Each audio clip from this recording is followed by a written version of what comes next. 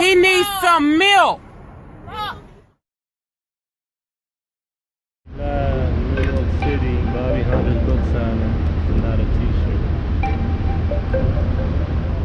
The line for the Bobby Hunter.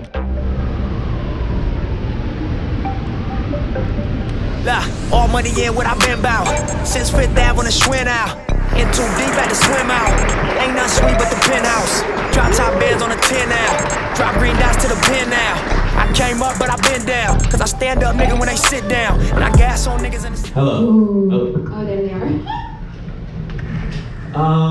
I just wanted to start off by saying thank you to Housing Works, and thank you to you all for giving us your time and attention. It's probably the most valuable thing that you have these days, and so just the fact that you're here and you're participating in this and being part of this really cool energy that's happening around this book, I'm really grateful. So thank you for you're all a part of this journey. And thank you to Norm. How many of you have actually read Bobby's book already? Wow. Wow, you guys are all super real. Okay, you can all leave now. Yeah, nothing new here. That's like the narrative thread of my entire existence, is being met with obstacles and looking at as how many possible solutions can I affix to this situation. And really it's ultimately up to me in terms of how I paint that story, which is really what the book is. I think one of the main reasons why we've stuck around for so long is that we've always done things because we wanted to do them our way. And when the marketplace veered into different directions and when different trends were popping off in the culture, we've always stayed mindful to what is relevant in the space, but at the end of the day, we just end up sticking to doing whatever we want to do. Through hanging out, through having these dinners, Right. the hundreds dinners, how has accessibility to your community been fundamental to the growth of the hundreds? I think it's everything. It's everything that the brand stands upon. It's everything that drives me as a creative person. In some ways, it's actually quite limiting. It's restricted me in many ways in terms of our career and our brand growth, because I think you can only get so far when you were so conscious of speaking to people one-on-one. And mainstream stars and mainstream celebrity and mainstream brands have figured out are perfectly okay and comfortable with maybe treating people as numbers or as data, and not interested so much in taking on personal relationships and sitting in the direct messages, which, how many of you have had a conversation with me in a direct message? Has it happened? Okay.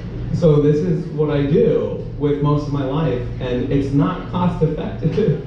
You know, it's DM people your entire life. I just sit in the DMs and I try to listen to as many of you as possible. I don't know. Does that sound bad? No, it's just... I'm a loser. Yeah. Today, what drives me most is that we are building a community here and we're serving people that aren't necessarily feeling represented and like they have a voice in other spaces. And so I like having our brand at this level and being accessible.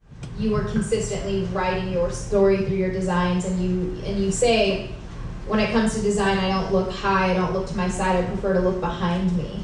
And I realized, and I wanted to hear from you, like, have you been writing your memoir through your designs this entire time? Yeah, I think so. The entire brand is based around storytelling. I think all great design comes from an opinion. I think opinions are what make us human.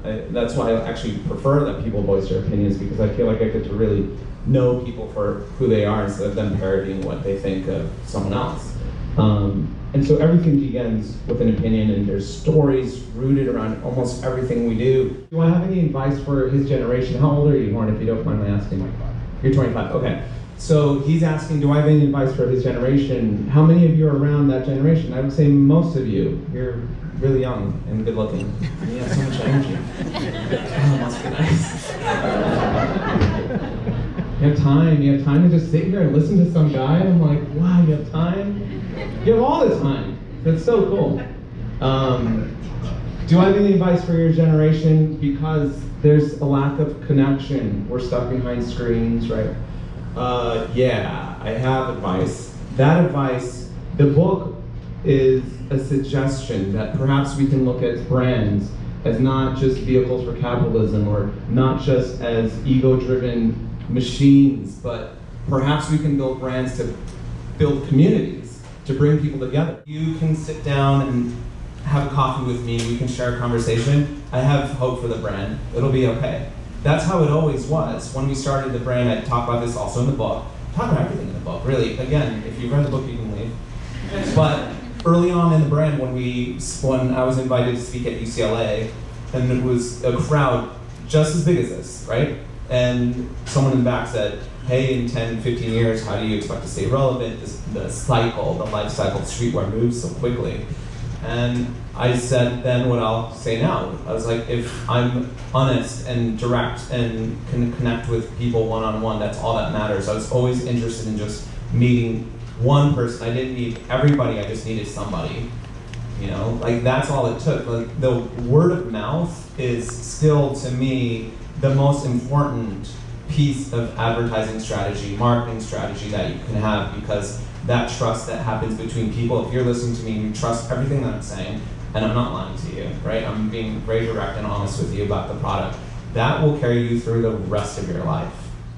Owning Chicago right now, if you know Joe, that is what the future looks like. I don't know how, I feel like there's 8 Joe Fresh Goods running around because the amount of energy and the space he has, the bandwidth that he has to do everything he's doing. So he's interesting. We're doing a little project with him. We're doing this project with Bricks and Wood, and then we're doing a project with my friend Lena Waith, who is an amazing creator in the film and TV space, and we made a jacket with her. And our story, that whole thing is about our come-ups and telling her stories and giving her fan base a little bit of insight into how she built her career.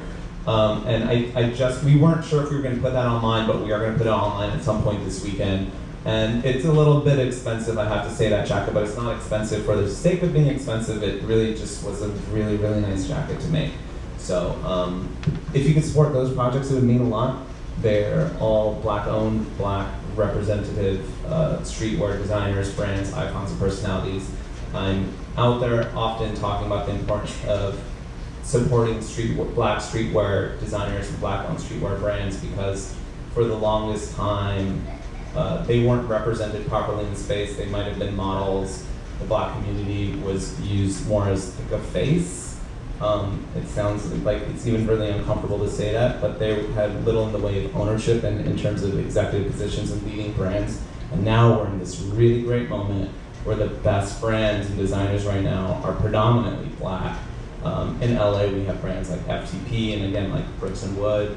And so it's cool to see that happening, and that will also now open it up to where we can start talking about Asian American owned streetwear brands and brands that are owned vegan streetwear brands, and just highlighting different types of representation within our community, because for so long we had a monolithic narrative of what a streetwear brand looked like and operated and what it was about, and it's not that way anymore. We have so much different streetwear out there, and there's streetwear for everyone again, and if you don't see it out there, it's on you to make it. That's all. Cool. Oh yeah. Where's Levi? Where's Levi? How are we gonna do this, Levi? So I want to take a photo with everyone. How do we do that? Why don't you do like a spinny one? The spinning one? It's going to be impossible to get everyone unless you stand on one side of the room. Like if you stand up there, could you stand up there and shoot it this way? And we can all just, if you can hold up your book, if you have a book. It's the only thing I'll really ask of you tonight.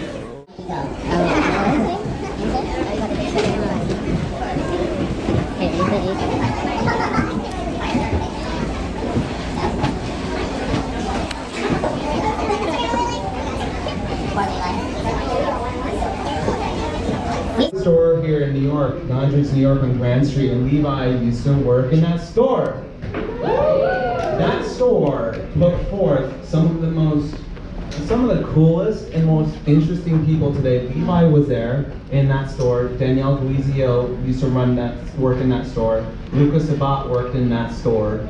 and we used to make fun of Luca all the time. You remember making fun of Luca? Because he was like, I'm gonna get into modeling, and we used to call him young Jaden Smith. Remember that? Like, kicked him one day, just like, talk your face. Yeah, I remember one day we were hanging out, and he walked up, he's like, I got a Hood by Eric gig, and I was like, yeah, right. And he really became the coolest. There were like actually articles written called Luca Sabati's the coolest kid in the world. Whenever this one was in full swing, he'd come by during the day. Yeah. I always would take, he was wearing these very eccentric fits. Yeah. So at the time, even for my editorial career, it made sense to just walk around the block with him, shoot whatever we fit. It's awesome. It went a long way with me. He, he's up to like, yeah. But I appreciate every instant. Sit down, and I gas on niggas in the 6 now. And I built my lane at a brick pound. Not a broke real nigga, one rich clown. Hey man, you gotta get ready for this. This gonna be you next. Shit, that's why I came. Get this shit out, nigga. Watch our book, going cool. Do this shit, I'm telling you, young, this gonna be us. Real soon. Just wait on it. Consistency. I just ball like I'm supposed to. $250,000.